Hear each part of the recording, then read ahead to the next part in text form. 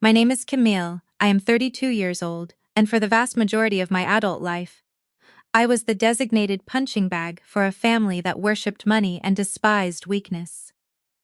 As a self-taught software architect, I eventually built an impenetrable fortress that annihilated their toxic empire.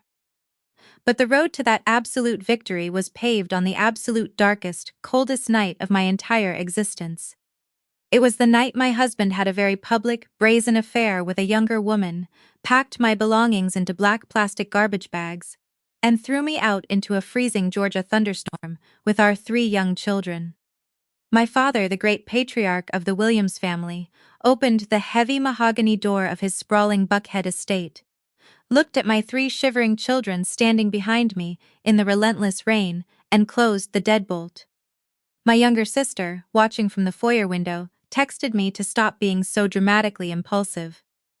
I stood on that pristine imported marble porch, picked up the garbage bags holding the shattered remnants of our lives, walked back to my rusted car, and whispered 3 words into the storm.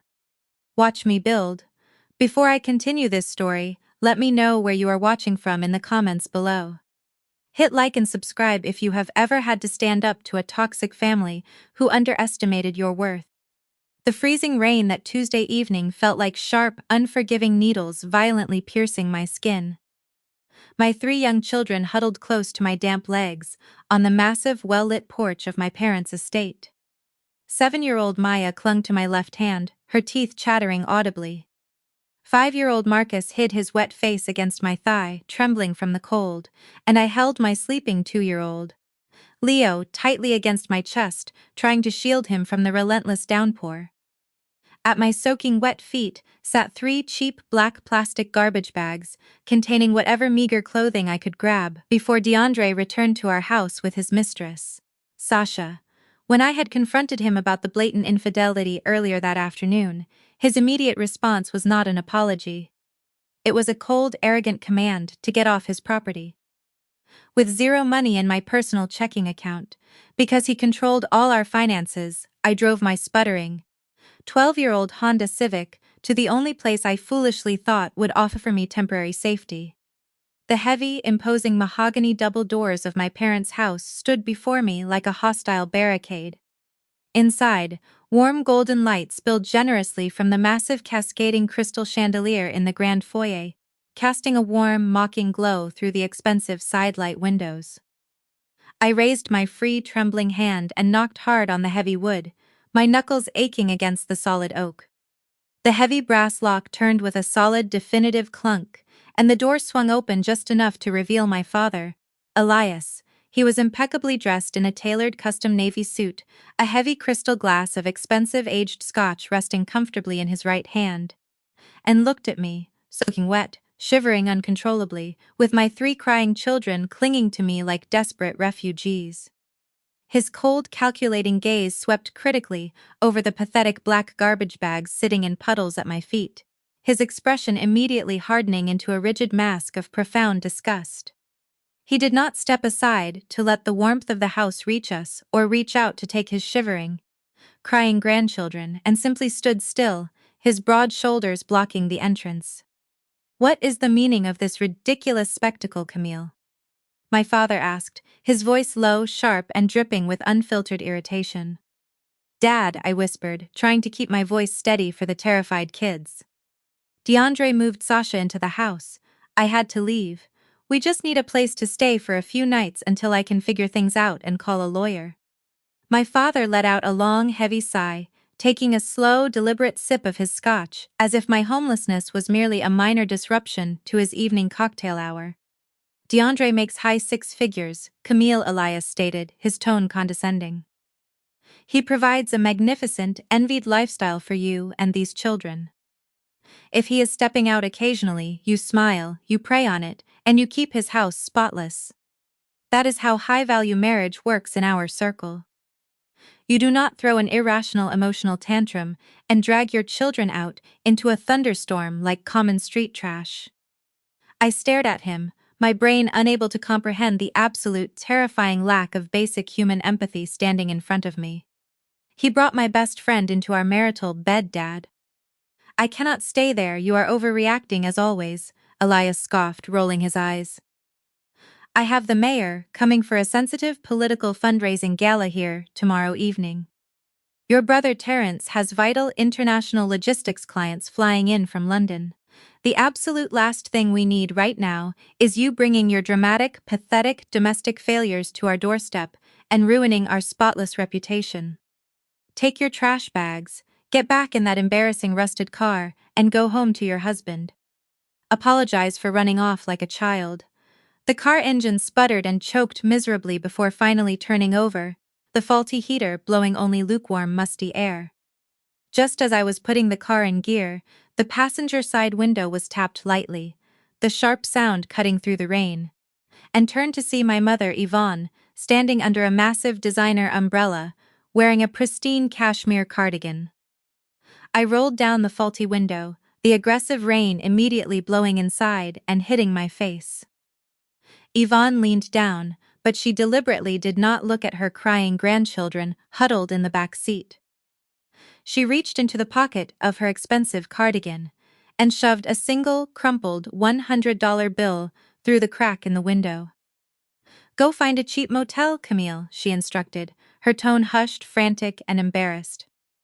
And do not park this hideous beat-up Honda out front.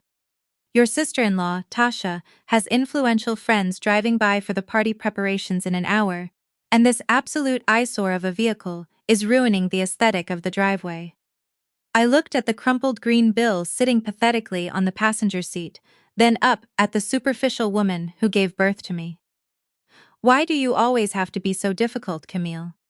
Yvonne continued, shaking her head in profound disappointment.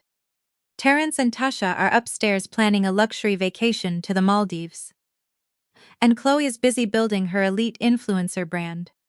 And you are out here demanding handouts, because you simply could not keep a successful man happy in bed.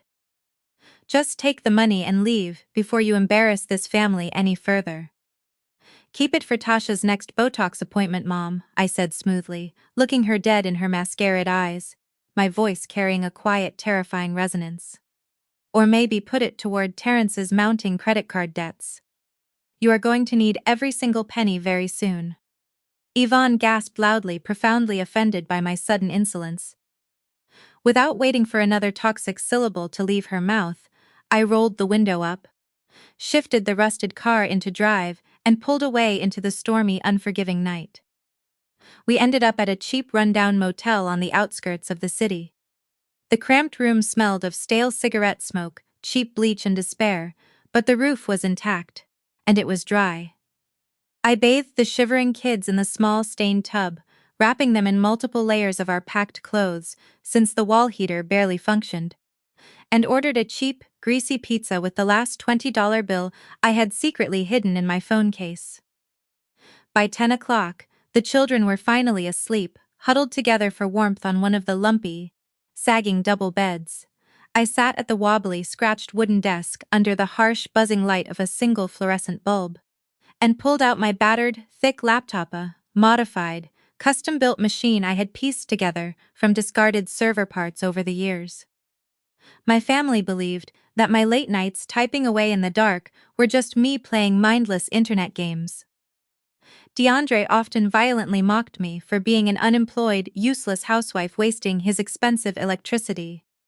None of them knew the truth. I typed in the final complex command sequence to initiate the ultimate beta test, utilizing massive streams of live global shipping data I had legally scraped from public maritime registries. The cooling fans on the old laptop whirred loudly, protesting the heavy processing load. My heart pounded rhythmically against my ribs in the quiet, dark motel room. If this failed, I was a homeless single mother with nothing. If it succeeded, I held the master keys to a multi-billion-dollar kingdom and watched the glowing progress bar inch forward, agonizingly slow. 90%, 95%, 99%. The screen suddenly flashed a brilliant, blinding green, illuminating the dark motel room. A secure notification popped up immediately on the center of the screen. Aegis algorithm beta test. 100% success, global system optimized and ready for immediate commercial deployment. I took a slow, deep breath, feeling the undeniable electric surge of pure, unadulterated power coursing through my veins. I composed a brief, technical, razor-sharp email. I attached the encrypted executive summary of the Aegis platform architecture and addressed it to the absolute top 3 sovereign wealth funds and venture capital firms in Silicon Valley, including the notoriously elusive Vanguard Capital Group. I hit send and looked back at my peacefully sleeping children, then out the rain-streaked window at the relentless, howling storm. My arrogant family had laughed at my struggles. They had mocked my poverty and literally shut a heavy wooden door on my vulnerability. But they had no idea what kind of catastrophic monster they had just unleashed upon the world. Just because I was silent did not mean I wasn't preparing. 2 brutal, agonizing weeks passed since that freezing night in the dilapidated motel. Every single morning began with the harsh, flickering fluorescent light of the cheap bathroom and the crushing reality of feeding 3 growing children on a dwindling budget. I took on exhausting, low-paying freelance coding jobs just to buy groceries, ignoring the bone-deep exhaustion settling permanently into my spine. Today was not just another day of survival. Today was the emergency temporary custody hearing at the towering Fulton County Courthouse.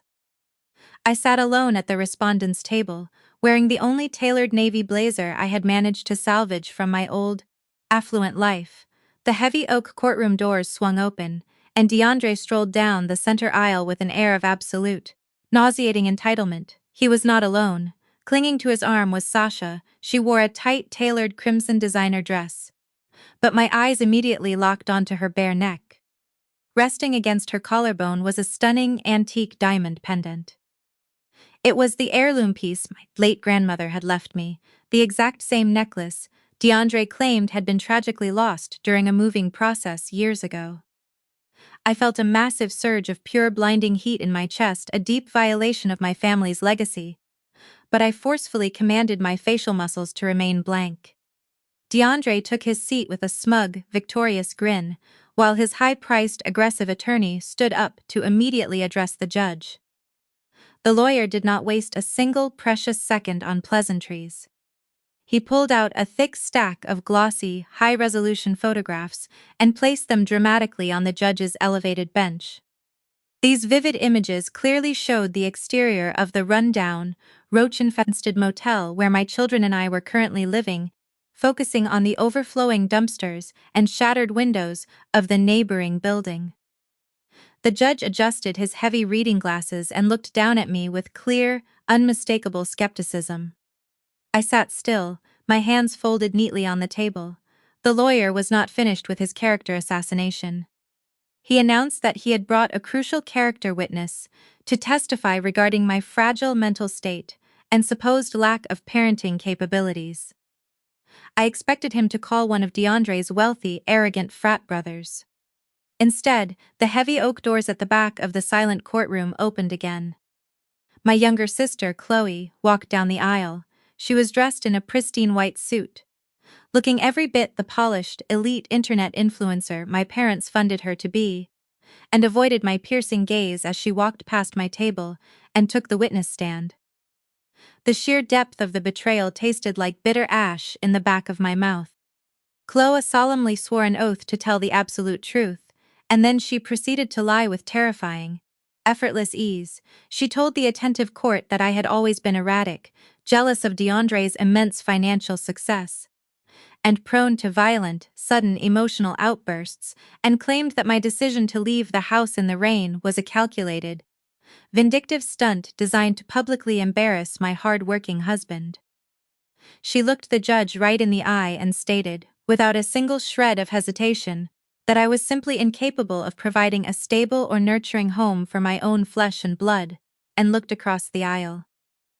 DeAndre was leaning back in his leather chair, practically glowing with smug victory. His lawyer stepped forward again, offering a magnanimous, insulting compromise. He stated that if I voluntarily surrendered full custody immediately, saving the court time and resources, DeAndre would graciously provide me with $300 a month in temporary spousal support to ensure I did not end up sleeping on the actual street. It was a calculated, precise insult designed to force my complete, unconditional submission. They wanted me permanently broken, stripped of my children, and begging them for table scraps. The judge turned to me, his tone slightly softened with pity, asking if I had retained counsel or if I had anything to say in my own defense before he ruled, and stood up. I brushed the minor wrinkles from my worn navy blazer and picked up a single manila folder from the table. I politely informed the judge that I was representing myself and walked toward the heavy wooden bench with measured, deliberate steps. I did not raise my voice or show a single ounce of the erratic, hysterical emotion my sister had just falsely described under oath, and handed the folder to the bailiff to pass to the judge, and I placed a duplicate copy in front of DeAndre's stunned attorney. "Your Honor," I began, my voice ringing clear and steady in the cavernous room. "I respectfully request that the court immediately review the financial disclosures my ex-husband submitted under oath just 2 days ago." I pointed out that DeAndre claimed a severe, devastating lack of liquid assets to legally justify his insulting $300 support offer, and then politely directed the judge's attention to page 4 of my compiled folder. I have provided the court with the exact routing numbers, verified transaction timestamps, and current balances for 2 concealed offshore accounts in the Cayman Islands, I stated, my voice echoing coldly. These specific accounts hold $812,000. Funds explicitly hidden from this court. I paused, letting the shock ripple through the room. Furthermore, I highlighted a specific undeniable wire transfer made 3 days ago for $14,000 to a luxury jeweler located in Buckhead. I turned slowly and looked at Sasha sitting frozen in the gallery.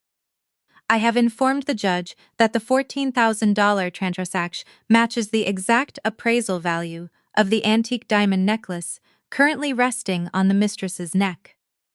A necklace that belonged to my late grandmother, which my husband falsely reported as stolen to his insurance company last year." The silence in the courtroom was absolute, thick, and suffocating. The color drained from DeAndre's face, leaving him looking like a terrified corpse. His expensive lawyer frantically flipped through the documents, his confident posture collapsing instantly as he realized his client had committed blatant, undeniable perjury and massive insurance fraud. Chloe shifted uncomfortably on the witness stand, suddenly realizing she had just backed a violently sinking ship. The judge slammed his hand down hard on the papers. His previous skepticism toward me vanished entirely, replaced by a furious, righteous indignation directed at DeAndre. The judge stated that intentionally hiding marital assets, committing perjury, and engaging in active insurance fraud were severe, immediate federal offenses. He instantly halted the custody proceedings, striking DeAndre's petition from the record. He ordered a full, immediate forensic audit of DeAndre's entire financial history and mandated that my children would remain in my sole physical and legal custody until the federal investigation concluded. DeAndre tried to speak, but his lawyer grabbed his arm, forcefully yanking him down and hissing at him to remain silent. I gathered my things from the respondent's table with quiet, untouchable dignity. I did not gloat or cast a second glance at my sister, who was now scrambling down from the witness stand, trying to avoid the furious glare of DeAndre's attorney, and walked straight down the center aisle of the courtroom, my heels clicking rhythmically, like a ticking clock, against the polished marble floor. I pushed open the heavy double doors and stepped out into the bright, blinding Atlanta sunlight. The wide concrete steps of the courthouse stretched out before me, and for the first time in weeks, I could actually take a full, deep breath and walked toward the transit station, pulling my phone from my pocket to check on my children, who were safely enrolled at a secure drop-in daycare. Before my thumb could even unlock the screen, the device vibrated violently in my hand.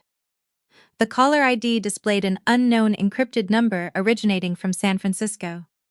I hesitated for a fraction of a second before pressing the answer button and lifting the phone to my ear. I offered a simple professional greeting. A man spoke on the other end. His voice was crisp, urgent, and vibrating with an electric, barely contained excitement. He introduced himself as Marcus Vance, a senior managing partner at Vanguard Capital Group, the most prominent elusive sovereign wealth fund in Silicon Valley.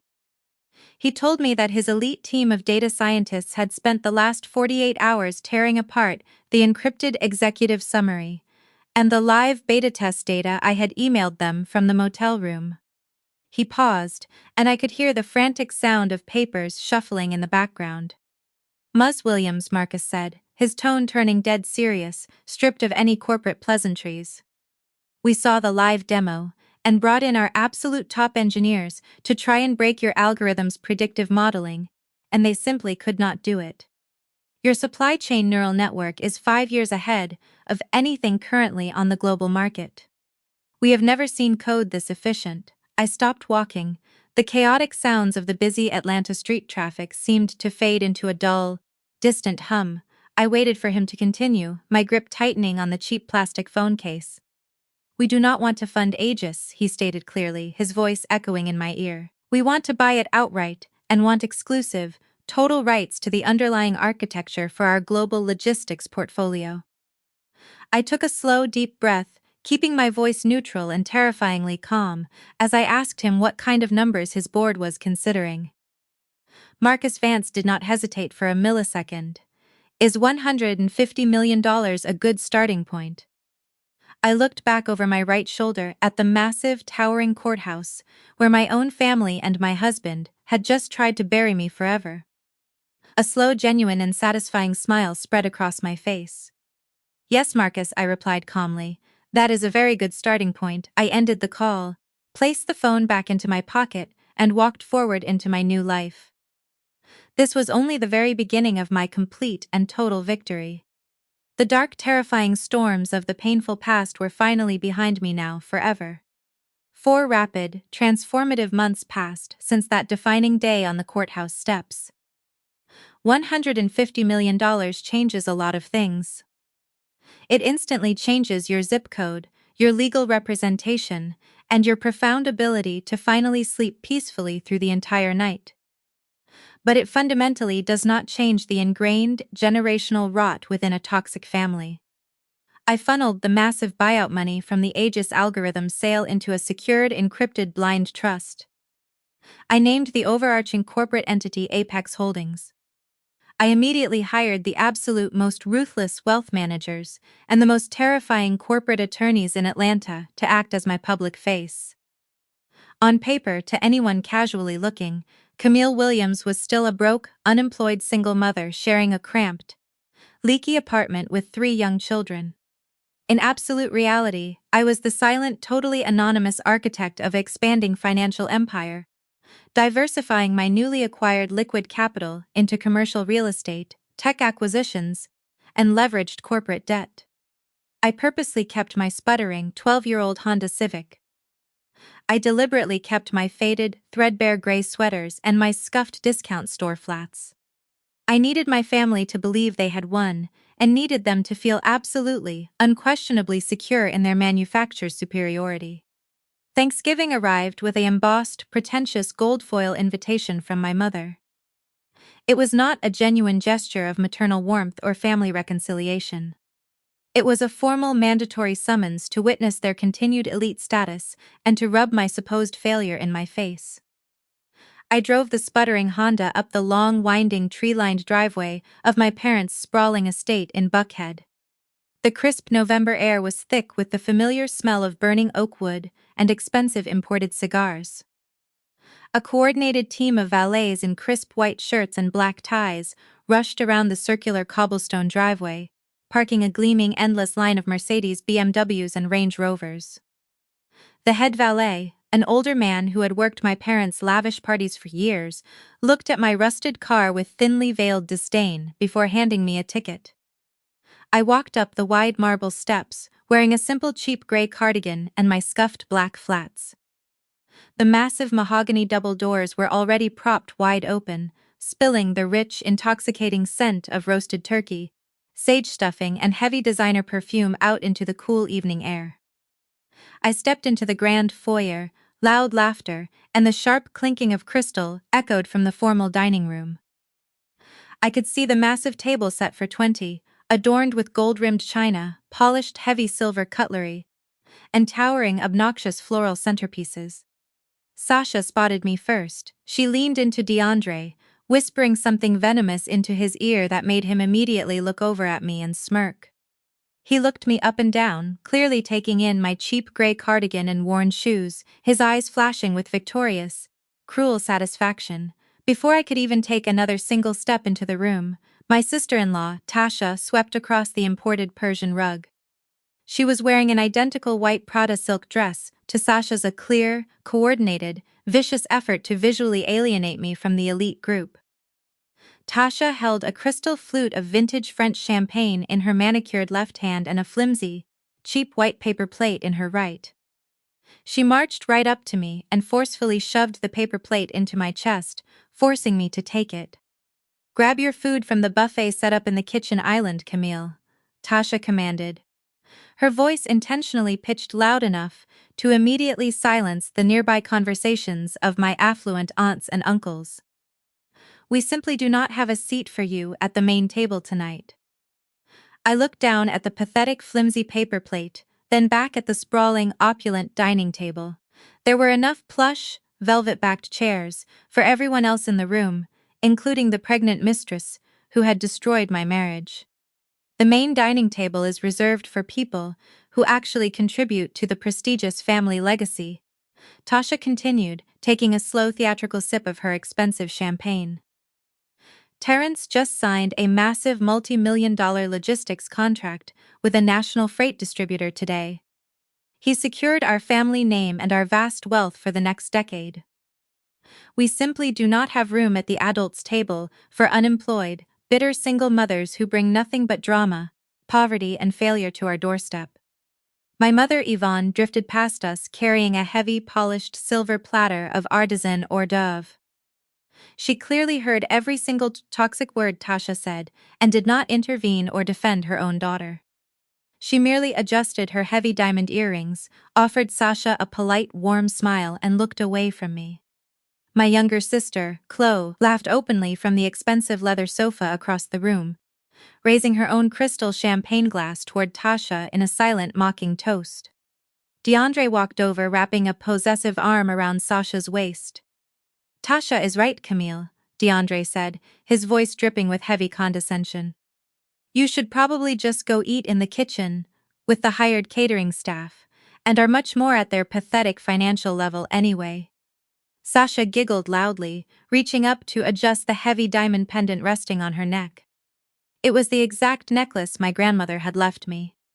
I did not argue or yell and did not shed a single solitary tear. The broken, desperate Camille from 4 months ago would have fled the house in absolute, crushing humiliation, but the powerful anonymous CEO of Apex Holdings simply smiled. I took the cheap paper plate from Tasha without a single word of protest and turned and walked slowly toward the elaborate, stocked beverage station set up near the grand piano. I bypassed the silver champagne buckets and the white wine chillers. I picked up a heavy cut crystal decanter filled to the brim with a deep, dark, full-bodied Cabernet Sauvignon, and grabbed the absolute largest wine glass on the table and poured, filling it right up to the absolute precarious rim. I turned back toward the center of the room. Tasha and Sasha were standing tightly shoulder to shoulder now, happily clinking their crystal flutes and laughing at my expense, basking in their cruel, pathetic victory. I walked toward them with measured, deliberate steps. My eyes were locked onto the pristine, blinding white silk fabric of their matching designer dresses. Just as I reached the space in front of them, I purposefully and violently twisted my left ankle inward and let out a sharp, dramatic gasp, pitching my entire body forward. I threw my right arm out violently, as if I were trying to catch my failing balance. The massive glass of dark red wine flew from my hand in a perfect, wide, sweeping arc. The heavy dark liquid crashed into Sasha's chest, splashing outward in a massive violent wave that covered Tasha's matching dress. The dark red stains bloomed instantly and irrevocably across the pristine white silk, ruining thousands of dollars of custom couture in a single beautiful second. I slowly righted myself, calmly brushing an invisible speck of dust from my cheap gray cardigan. Oops, I said, my voice calm, steady, and audible over their frantic hysterical shrieking. My unstable, unemployed hands must have slipped. Tasha lunged forward, her face violently contorted with pure, unfiltered rage, ready to strike me across the face, but my father stepped between us. Elias grabbed my upper arm, his strong fingers digging and painfully into my skin. He yanked me backward roughly, his face purple with absolute fury. "You vindictive, pathetic, jealous woman," Elias spat, his voice shaking with violent rage. "You are a complete and total disgrace to this entire family. But you will not be a problem for us for much longer." He leaned in closer, his breath hot against my face. "Terrence is loaning DeAndre the money to take you back to federal family court next week. He is personally funding the entire legal battle to take your kids away from you permanently. You will have nothing." I looked down at my father's hand gripping my arm. Then I looked past him at my arrogant, golden child brother, Terrence, who was standing by the dining table looking smug and powerful, and did not pull away from my father's painful grip or panic. Instead, I reached slowly into the pocket of my cardigan with my free hand and pulled out my cell phone and tapped the screen once to bypass the lock. I looked into my father's furious eyes and smiled. It was a cold, predatory, terrifying smile that made him involuntarily loosen his aggressive grip on my arm. The sharp, loud ping of a breaking news alert suddenly chimed in the quiet, tense room. Then another ping, and another. Every single high-end cell phone in the massive room began violently vibrating and chiming simultaneously. Terrence pulled his expensive phone from his tailored suit pocket, clearly annoyed by the sudden interruption.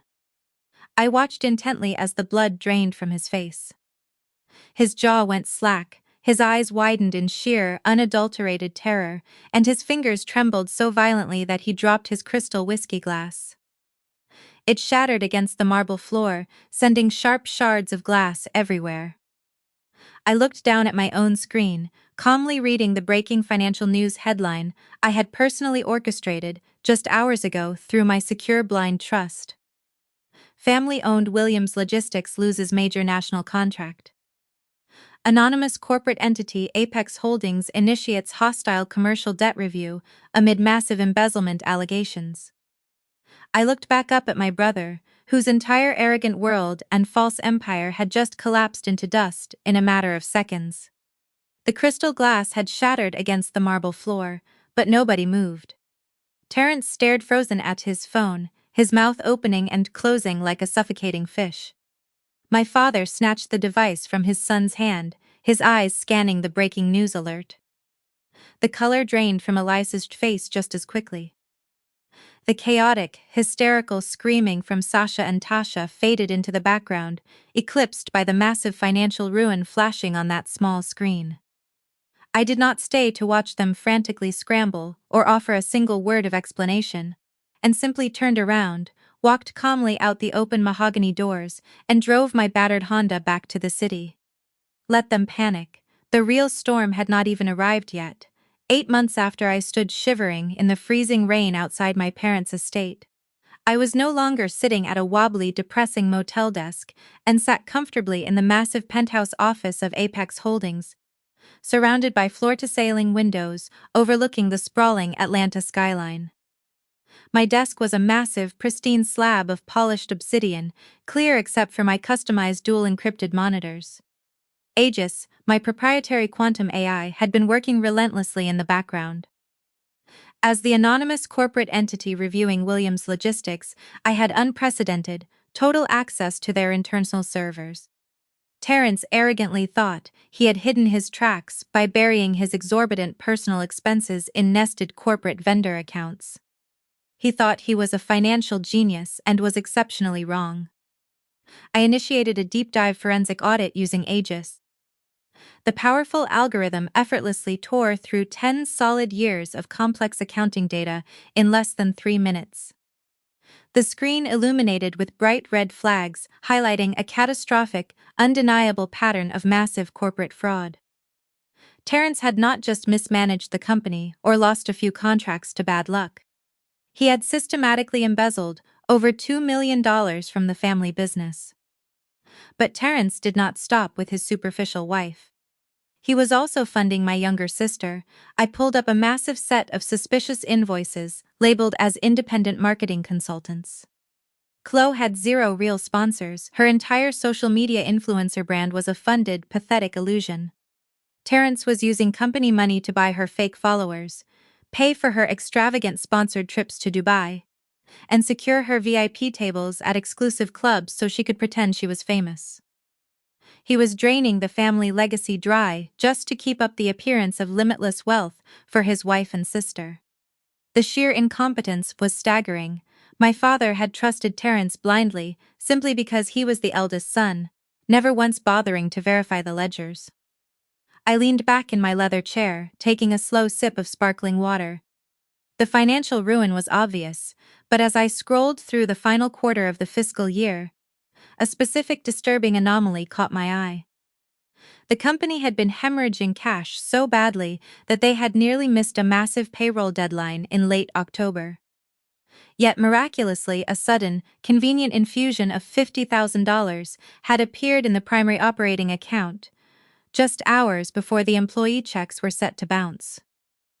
I immediately directed Aegis to trace the origin of that specific wire transfer. The progress bar blinked rapidly, searching through external banking nodes and financial clearinghouses. When the source account populated on my screen, my blood ran cold. The breath caught painfully in my throat. The routing number belonged to a small, private collegiate trust fund. It was the exact fund my late grandmother had set up specifically for Maya, Marcus, and Leo. Before she died, she had pulled me aside and told me she wanted to make sure my children had a permanent safety net, explicitly naming me as the sole custodian of the account. It was untouched, sacred money meant exclusively for their education. I pulled up the digital authorization forms used by the bank to liquidate the account.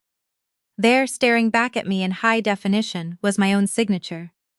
It was a crude, rushed, stupid forgery. Terrence had forged my name, drained my children's future, and dumped it into his failing logistics company just to cover up his own massive theft for one more week. He had stolen from his own niece and nephews to pay for Tasha's designer shoes and Chloe's fake internet fame. A blinding white-hot rage ignited violently in my chest. This was no longer just about corporate revenge or bruising their massive egos. This was a direct, unforgivable attack on my children. I stood up, grabbed my keys and took the private executive elevator down to the secured parking garage, and did not bother changing out of my tailored business suit. I bypassed my usual anonymous driver and got into my matte black Maybach. I drove straight to Buckhead, pulling up to the massive iron gates of my parents' estate. The gates were surprisingly thin, a stark contrast to the locked door I had faced in the freezing rain 8 months ago, and marched up the wide marble steps and pushed open the heavy front doors without bothering to knock. Elias and Yvonne were sitting in the formal living room. The atmosphere was different from our last toxic encounter. There was no champagne, no loud laughter, no wealthy friends admiring their expensive decor. They sat surrounded by massive stacks of printed financial documents, looking haggard, exhausted, and utterly terrified, and looked up, startled by my sudden entrance. Before either of them could utter a single word of reprimand about walking into their home uninvited, I forcefully threw a thick manila folder onto the fragile glass coffee table. The glossy printed pages spilled out wildly, clearly displaying the forged bank transfers, the fraudulent vendor invoices, and the illegal liquidated trust fund documents. "Look at them," I commanded, my voice echoing off the high ceilings. "Look at what your golden boy did to survive his own profound incompetence. He forged my signature and stole $50,000 from Maya, Marcus, and Leo, and robbed his own family to cover the millions he already embezzled to buy Tasha's cars." My father stared down at the scattered papers, his face turning an ashen gray. He reached out with a trembling hand, reading the undeniable documented proof of his son's federal felonies, and looked broken, the crushing reality of his ruined legacy finally setting in. But it was my mother who reacted as I knew she would. Yvonne stood up aggressively, her jaw set stubbornly, her eyes violently flashing with that familiar, irrational defense of her eldest child. She did not even bother to look at the massive evidence spread across the table, and looked at me with pure, unfiltered disdain. "He is the eldest son," Yvonne shouted loudly, crossing her arms defensively over her chest. "He needed the money to save the family name. You are just being a bitter, vindictive woman over a few pennies. We will pay you back when the business eventually recovers." Stealing from toddlers to enthusiastically fund a fake influencer in a Prada wardrobe was just a few pennies to her. I looked at the toxic woman who had handed me a crumpled $100 bill and told me to take my hungry children to a roach-infested motel, and looked at the father, who had shut the door in my face to protect a dinner party. They were completely, irrevocably, morally bankrupt, and would happily watch me and my young children burn to the ground if it meant keeping Terence safely on his pedestal. I did not yell or argue, and simply looked at Yvonne with absolute freezing silence. The terrifying lack of emotion on my face caused her defensive posture to falter. She took a tiny step backward, suddenly realizing that the compliant daughter she was berating was no longer there. I turned on my heel and walked calmly out of the living room, leaving the forged documents resting on the glass table, and walked down the long driveway, the gravel crunching beneath my shoes. I pulled my phone from my pocket and dialed a direct encrypted line.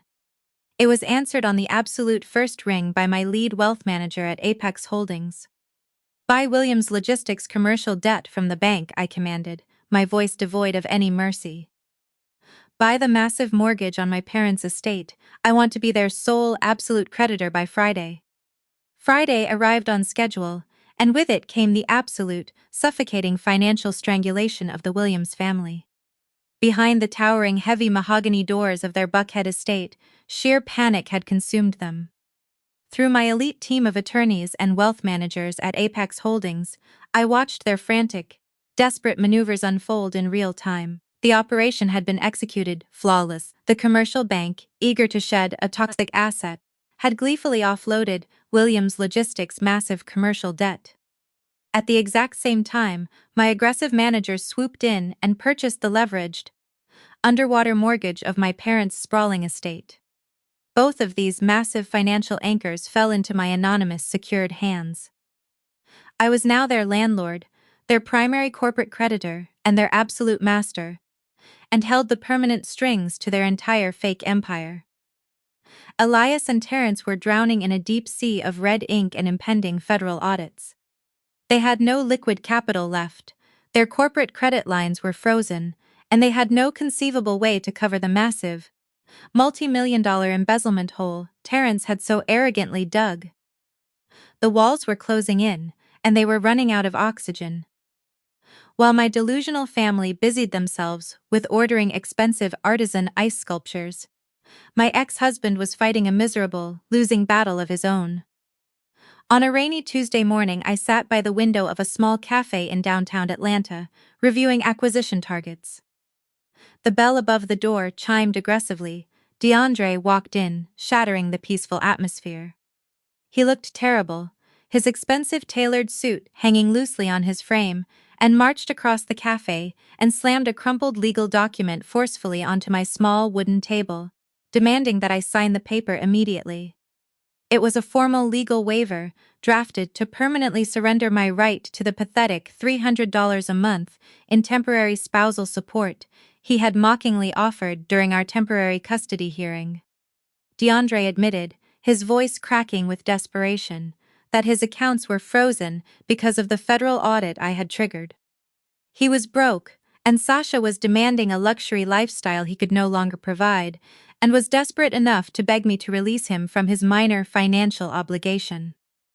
He mistook my calm silence for weakness, and sneered aggressively, his lip curling in deep disgust as he mocked my simple gray sweater. "You will never be anything but a dropout, Camille," he spat, his voice dripping with venom. "Just sign the damn paper so I can get back to my actual life and forget you ever existed." "You are a complete failure." I simply reached into my leather tote bag and pulled out my heavy silver pen. I smoothed out the wrinkled waiver. I looked up at him, my expression neutral, and told him I would happily sign away the alimony. and watched a pathetic flash of triumphant relief wash over his exhausted face. But before I signed my name, I wrote an additional legally binding clause into the wide margin of the contract, and legally stipulated that in exchange for waiving all current and future spousal support, I required a full, unredacted, multi-agency financial audit of his offshore shell companies, waiving my right to contest the findings, while handing the entire massive mess over to federal tax investigators. I signed my name with a sharp flourish and slid the paper back across the table. "I do not need your pennies, DeAndre," I said quietly. "But the IRS might want a very close look at your shell companies. I suggest you find a much better lawyer." His profound relief instantly shattered, replaced by an expression of pure, unadulterated horror as he grabbed the paper. I calmly picked up my coffee, walked right past him, and stepped out into the bright morning sun, leaving him frozen in terror. The St. Regis Hotel in downtown Atlanta had been transformed into a glittering, excessively lavish monument to a fraudulent empire. The Williams Logistics 35th Anniversary Gala was nothing more than an expensive masterclass in desperate deception. Inside the sprawling grand ballroom, tens of thousands of imported white orchids cascaded beautifully from the vaulted ceilings, hanging from massive crystal chandeliers in a desperate attempt to mask the undeniable stench of impending financial ruin. My custom matte black Maybach glided onto the cordoned-off red carpet, bypassing the chaotic line of standard luxury vehicles. The massive armored vehicle commanded instant absolute attention. The bright flashbulbs of the local press snapped wildly. Terrence abruptly stopped speaking, abandoning a local senator. Elias stepped forward quickly, his eyes wide with desperate, greedy anticipation. They believed their financial savior had finally arrived. The heavy armored door swung open smoothly. A single metallic silver stiletto stepped deliberately onto the wet red carpet. I emerged from the dark shadows of the vehicle, standing tall under the blinding lights, and was not wearing a scuffed pair of flats or a threadbare sweater. I was wearing a breathtaking, crafted custom haute couture gown. The deep sapphire silk hugged my frame perfectly, flowing down to the pavement like liquid glass. My hair was swept up in a sharp, flawless style, and my makeup was immaculate, cold and razor-sharp. The silence that fell over the red carpet was absolute and suffocating. The press photographers froze. Terrence stood paralyzed, his jaw practically hitting the floor. Elias stumbled backward a half step, the color instantly draining from his face as if he had just seen a terrifying ghost. DeAndre pushed his way through a small crowd of executives, his bloodshot eyes widening in sheer, unadulterated horror as he stared at the woman he had discarded and mocked just a day ago. The initial shock mutated into a chaotic, aggressive panic. Tasha was the first to break the paralyzing silence. Her face twisted into an ugly, furious sneer, her pristine facade instantly crumbling into pure, venomous jealousy. "What is she doing here?" Tasha screamed, pointing a manicured, trembling finger at my face. "Remove her immediately. She probably rented that dress and sneaked past the perimeter. Get her out of here before she ruins the entire gala." Yvonne rushed forward, clutching her borrowed diamonds tightly against her chest. "Camille, you have lost your absolute mind," my mother hissed, her voice vibrating with pure malice. "Security, grab her and throw her out onto the street where she belongs." Terrence furiously waved his hand in the air, signaling the armed hotel security detail standing near the velvet ropes. Two massive men in dark suits immediately broke from the perimeter, walking toward me with their hands raised. I did not flinch or take a single step backward, and simply stood still, exuding absolute, untouchable authority as the security guards closed the distance. The towering head of the hotel security team, a broad-shouldered man named Marcus, strode past the two approaching guards, raising a single hand to halt them. He stepped into my personal space. Tasha leaned forward, her eyes gleaming with wicked excitement, eagerly waiting for Marcus to forcefully grab my arm and throw me out into the rain. Marcus did not reach for my arm. Instead, the massive, trained security chief stopped squarely in front of me, planted his feet firmly, and bowed his head slightly in a gesture of profound, undeniable respect. He reached into his pocket and handed me a sophisticated encrypted communication earpiece. Tasha gasped, her smug smile vanishing instantly. Terrence let out a confused, strangled noise. Marcus turned slowly on his heel, facing my father and sister-in-law. "Ma'am," Marcus said, his deep, resonant voice projecting clearly across the dead, silent red carpet, directing his words at Tasha. "This is the Madam CEO of Apex Holdings. She personally owns this entire venue, the hotel, and the surrounding commercial block." "Camille, what is this trick?" Elias hissed frantically. Before his thick fingers could even brush my skin, Marcus stepped between us, swatting my father's hand away with a sharp, definitive strike. "Do not touch the CEO," Marcus commanded, his voice rumbling with unmistakable lethal authority. I ascended the small set of carpeted stairs, leading to the main stage in the grand ballroom. The lighting director immediately killed the ambient house lights and hit me with a single, blinding pristine white spotlight. The entire room of Atlanta's high society fell silent. "Good evening," I said, my voice calm, melodic, and projecting crystal-clear confidence through the state-of-the-art sound system. "Many of you in this room know me as the profound disappointment of the Williams family. The erratic outcast, the unemployed single mother who was turned away in the freezing rain by her own flesh and blood. But tonight I am not speaking to you as the disgraced daughter. I speak to you as the sole creator of the Aegis AI algorithm and the acting chief executive officer of Apex Holdings." The name of my company hit the room like a physical, devastating shockwave. The financial executives instantly realized who held the absolute power. I reached down and picked up a sleek black remote control. "They threw this magnificent, wildly overpriced gala tonight to convince you that their legacy is secure," I continued, my voice rising slightly. "They invited the CEO of Apex Holdings here tonight, hoping to charm their way into a massive debt restructuring loan. But I prefer absolute transparency." I pressed the button firmly. The massive, high-definition digital screen spanning the entire wall behind me instantly flared to life. On the massive left screen, I displayed the official, court-stamped foreclosure documents for my parents' sprawling Buckhead estate. The highlighted red text clearly showed that Apex Holdings now owned the mortgage, and the property was in severe, irreversible default. On the right screen, I projected the forensic audit results Aegis had compiled. The charts clearly showed the $2 million embezzled from corporate accounts, funneled into Tasha's luxury vehicle payments, and Chloe's fraudulent marketing invoices. "And as of 9 o'clock this morning," I said, staring into my brother's terrified, weeping eyes, "I am the sole owner of Williams Logistics." Terrence snapped. He charged the stage like a madman, screaming that this was illegal corporate sabotage, and did not make it past the first step.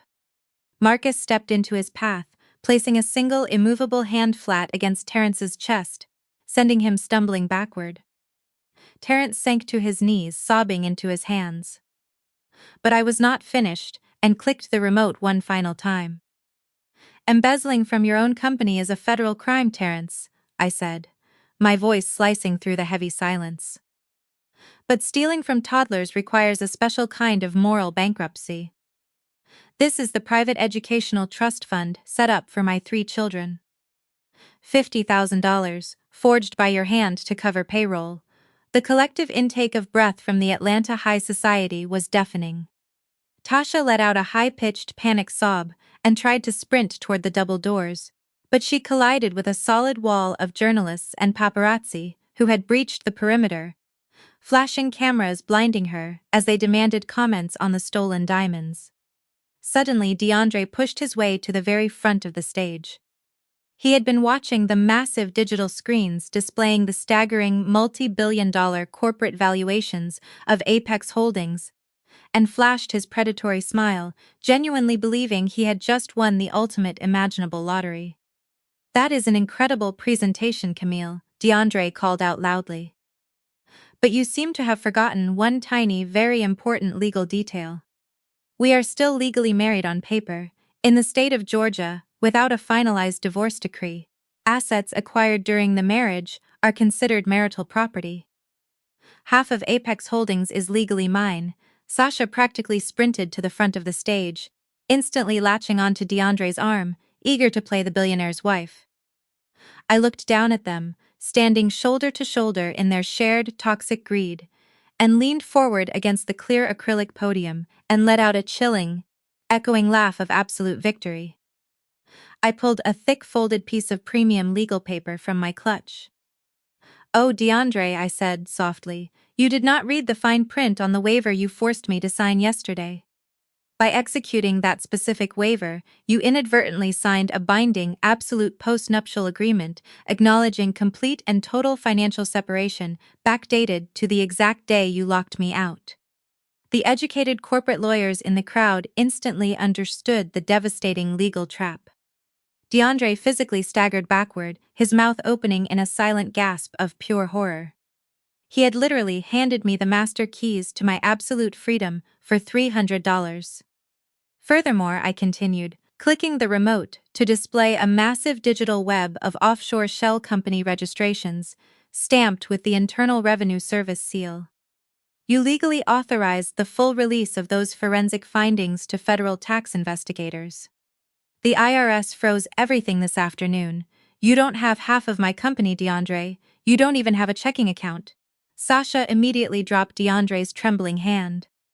She did not say a single word, and simply turned on her heel and walked away from him, disappearing into the shocked crowd without looking back once. My mother, realizing the total, inescapable finality of the situation, resorted to her ultimate desperate manipulation.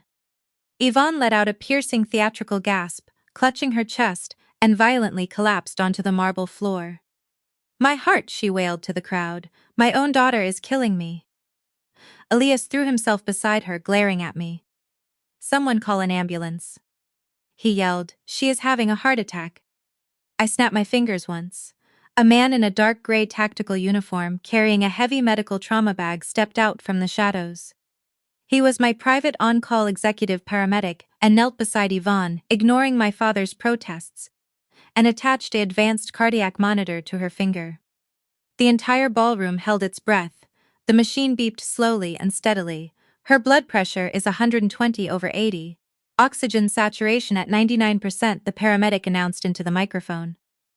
"She is exhibiting zero signs of cardiac distress. She is faking." A wave of absolute, unadulterated revulsion rippled through the crowd. Yvonne opened her eyes, her face flushed with genuine burning humiliation. I descended the stairs, walked up to my mother, and dropped a heavy red folder onto her chest. "You can drop the act, Mother," I said coldly, "because you are going to need your energy to pack. You have 72 hours to vacate my property." Chloe shoved her way forward, weeping. "Where am I supposed to go? My entire influencer studio is in that house." I looked at my younger sister with absolute ice. "Try using that incredible high-value influence to find a cheap studio apartment. And leave the appliances, they belong to me." Elias, the towering patriarch, broke. He sank down until he was kneeling on the carpeted steps of the stage, bowing before me. "Camille, please," Elias begged, his voice a hoarse, ragged whisper. "We share the same blood. I am your father. Please do not put us on the street. We can be a family again." I stared down at the man who had authored every single nightmare of my adult life. "Family are the people who open the door when it is raining," I said, my voice devoid of any remaining emotion. "You are just the people I unfortunately share DNA with." I turned my back on his kneeling, broken form, signaled my elite security team to clear the room, and walked toward the VIP exit, and had a multi-billion-dollar empire to run. 6 months later, the toxic Williams family was annihilated. Terrence was serving a harsh 4-year sentence in federal prison for massive wire fraud. DeAndre, decimated by the IRS, was working a grueling minimum wage graveyard shift at a regional distribution warehouse to avoid incarceration. Yvonne and Elias had been violently evicted and were currently living in a tiny, dilapidated apartment, sharing a chain-link fence with the exact same cheap motel they had sent me to. I sat in my penthouse office, looking out over the sprawling Atlanta skyline, and had just transferred the exact amount they stole from my college fund, plus 1,000% interest, into 3 secure ironclad trust funds for my children. The heavy mahogany doors swung open, and my 3 kids burst into the room, their faces glowing with pure, radiant happiness. They were safe and were wealthy, and above all else they were unconditionally loved. They had told me I was a failure, and told them to watch me build, and I built an empire that buried them.